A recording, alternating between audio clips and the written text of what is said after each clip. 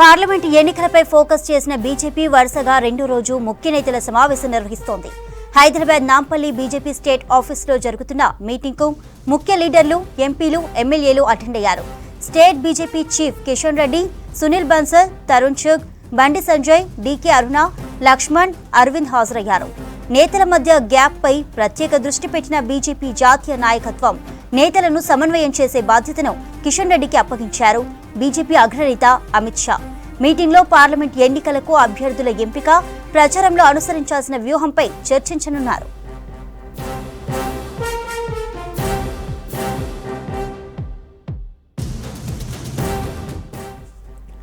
రెడ్డిగా BJP ముఖ్య నేతల meeting కి సంబంధించి మరిన్ని అప్డేట్స్ శ్రీనివాస్ లైవ్ లో అందిస్తారు. శ్రీనివాస్, ఇవాల్టి మీటింగ్ లో ఏ అంశాలపై డిస్కస్ చేయనున్నారు?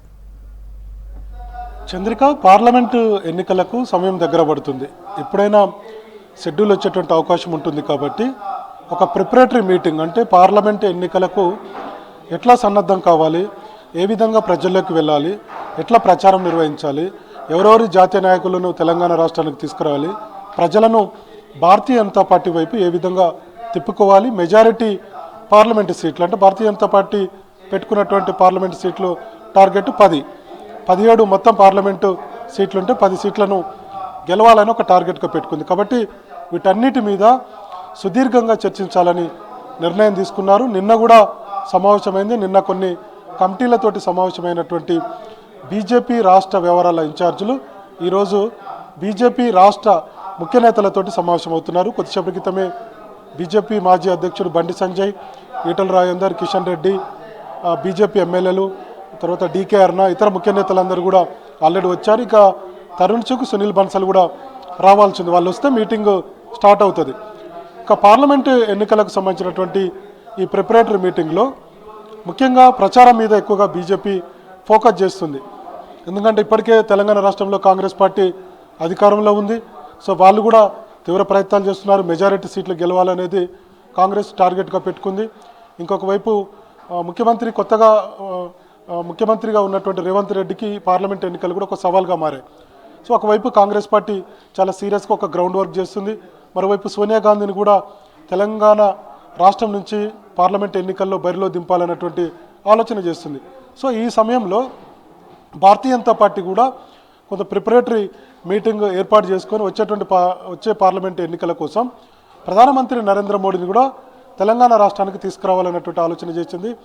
ఈ నెలలోనే ఒక 2 బహిరంగ సభలకు ప్లాన్ చేస్తుంది. ఆ బహిరంగ సభలు కూడా మరి ఈ 22వ తారీఖున అయోధ్యలో రామమందిరం ప్రారంభమవుతుంది. దానికంటే ముందుగా ఉంటుందా, లేదంటే తర్వాతనే 2 బహిరంగ సభలు నిర్వహిస్తారనేది ఈరోజు క్లారిటీ వస్తుంది. ఇక మరోవైపు డేట్లు కూడా ఈరోజు ఫిక్స్ చేసేటువంటి అవకాశం ఉంది. ఎప్పుడు మోడీ బహిరంగ సభలు ఉంటాయనే దాని మీద కూడా ఒక క్లారిటీ అయితే ఈరోజు వచ్చేటువంటి అవకాశం ఉంది. ఇక మోడీ బహిరంగ సభలకు సంబంధించి ఒకటేమో ఉత్తర తెలంగాణలో ఒక బహిరంగ సభ నిర్వహించాలనుకుంటున్నారు. అది ఏ పార్లమెంట్ అనేది ఇంకా క్లారిటీ రావాల్సి ఉంది. ఇంకొక వైపు దక్షిణ తెలంగాణలో కూడా ఒక భారీ బహిరంగ సభను ప్రధానమంత్రి నరేంద్ర మోడీతో నిర్వహించాలన్నటువంటి ఆలోచన భారతీయ జనతా పార్టీ చేస్తుంది. ఈ మధ్యనే ఆయన అక్టోబర్లో మహబూబ్నగర్ వచ్చారు కాబట్టి ఈసారి నారాయణపేటకు వచ్చేటువంటి అవకాశాలు ఉన్నాయి. దానికి సంబంధించినటువంటి కసరత్తు జరుగుతుంది. ఇక ఈ బహిరంగ సభలకు పబ్లిక్ని తరలించడం అంటే అధికారికంగా కొన్ని కార్యక్రమాల సంబంధించినటువంటి సభ ఉంటుంది. ఆ తర్వాత పార్లమెంట్ ఎన్నికలకు సంబంధించినటువంటి బహిరంగ సభ, అంటే అఫీషియల్గా ఒకటి ఉంటుంది, అన్అఫీషియల్గా ఒకటి ఉంటుంది.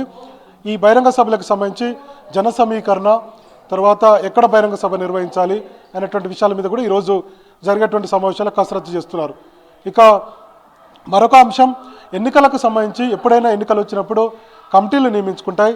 అట్లనే భారతీయ జనతా పార్టీ కూడా ఎన్నికలకు, అంటే పార్లమెంట్ ఎన్నికలకు సంబంధించినటువంటి కమిటీలను కూడా ఈరోజు నియమించుకునేటువంటి అవకాశం ఉంది. నిన్న కూడా సమావేశమైనప్పటికీ దానికి సంబంధించి అంటే ప్రజల్లోకి కేంద్ర ప్రభుత్వ పథకాలను తీసుకువెళ్ళేటువంటి కొన్ని కమిటీలను నియమించుకున్నారు. ఈరోజేమో ఎన్నికల కమిటీలు ఉంటాయి.